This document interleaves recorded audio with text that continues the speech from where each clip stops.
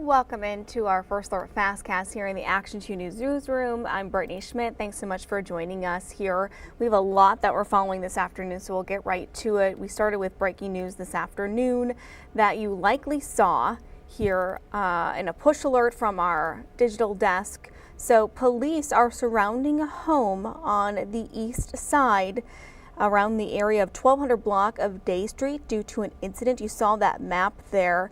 A large police presence. Police are attempting to communicate with an individual inside the home. They are looking at one confined specific residence. So drivers are asked to find alternate routes around Day Street.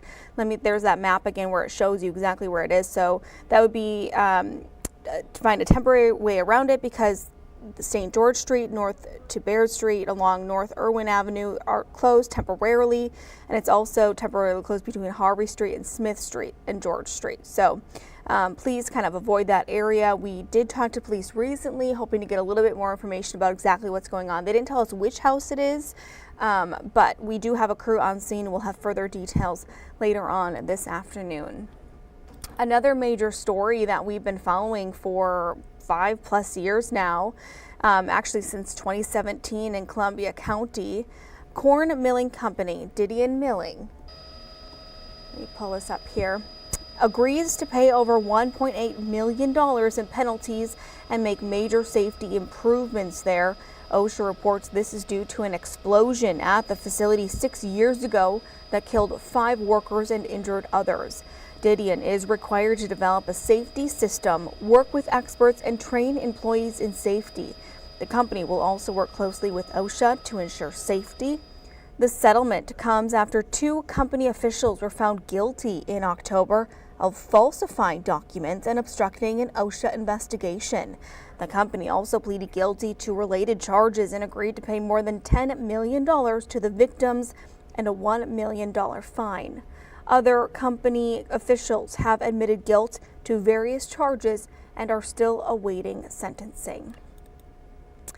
Following some sad news in Oshkosh, one person is dead after a house fire early this morning. It happened on the 1800 block of Ashland Street. 4 others home at the time of the fire did make it out. Fire officials say the entire building has smoke and fire damage.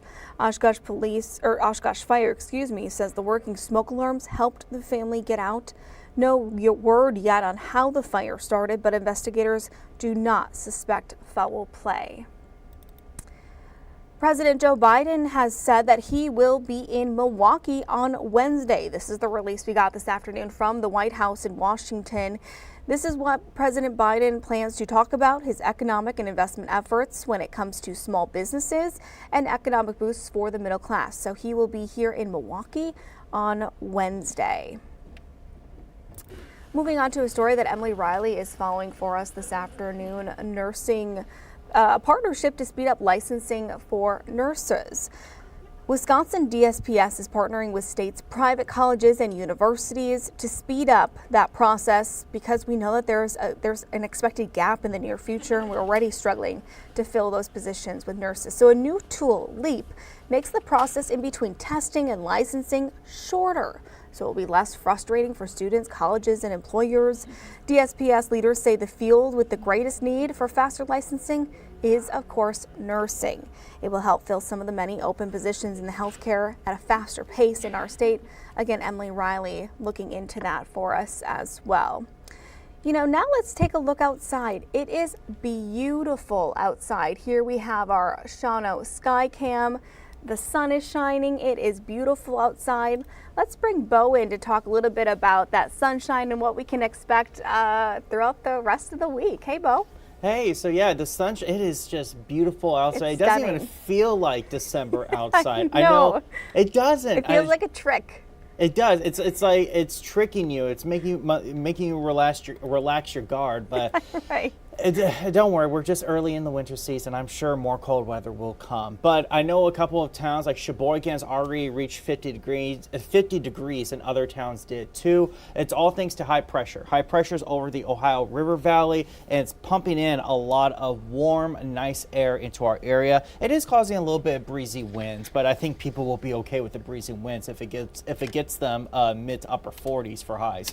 But our next weather maker is forming out in the Dakotas, and we're going to be seeing this system start moving through by Friday night into Saturday. So that's when we can expect our next chance of precipitation. So far, it's still looking like it's going to be mainly a rain event, but we could still see a wintry mix for the far northern part of the area. The heavier snow is going to stay out in Minnesota and northern Wisconsin, so you shouldn't have to worry about wet snow or anything like that, but we still could see a wintry mix from this system from Friday night into Saturday. So a closer look at the pinpoint predictor for our area. You can see clouds increasing throughout Friday. Friday will start out with some sunshine, but by the afternoon we'll start seeing more cloudy skies, and then that's when the rain's going to start beginning for the northern part of the area Friday afternoon into nightfall. The rain's not going to impact the Fox Valley or Green Bay until later on Friday night into early Saturday morning, and it's just going to be light rain. I'm not expecting downpours. I'm not expecting a whole lot of rain for that matter.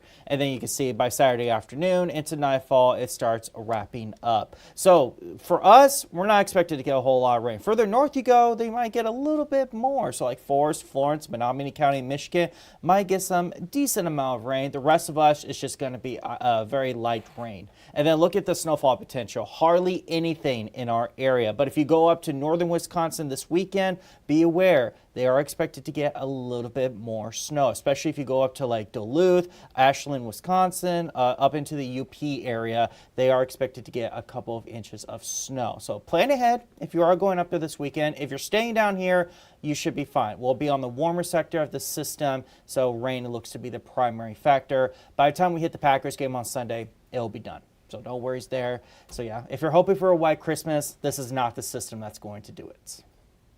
So hate to tell you, but we still got plenty of chances. So hopefully in the next, less than 2 weeks now till Christmas? Maybe we'll have a chance of wet snow. Who knows? We'll see. Crossing fingers here.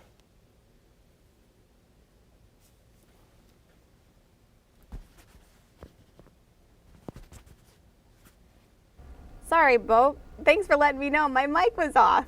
Yeah, I was like, like, Brittany, I can't hear you. I can't hear you. What I was saying is I think the Tampa Bay Buccaneers will be happy with those temperatures. They're not going to have to play in the frozen tundra or negative-degree weather. No. Usually that's our advantage. Yeah, I know. I was hoping it would be a little bit cooler so the Buccaneers are like not used to that, and so it works in our favor. But I think we still got a shot. Hopefully we can beat the Buccaneers on Sunday. All right. Thanks so much, Bo. We'll talk to you at 4. Sounds good. All right. Now that we got my mic figured out, that's user error. We're getting better, but it's still a learning game.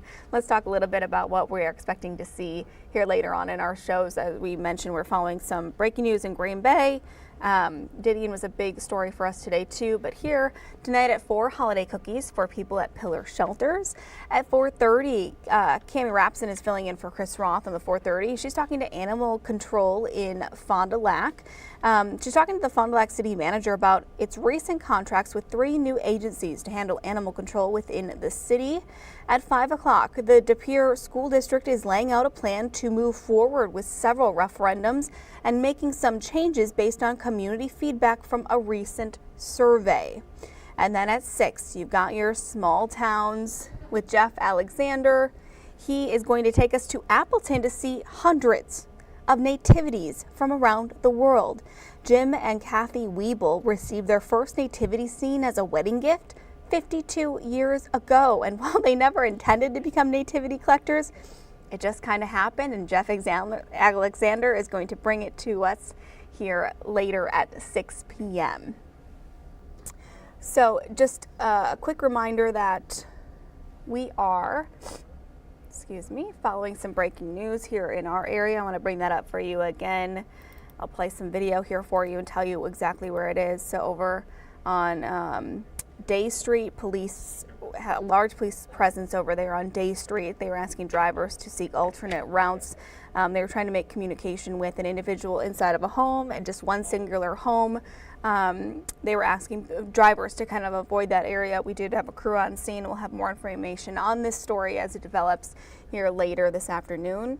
But for right now, we'll thank you for joining us here in the Action 2 News newsroom, spending some time this afternoon as we tell you a little bit about what we're working on, and we'll see you on Action 2 News at 4. Have a good one.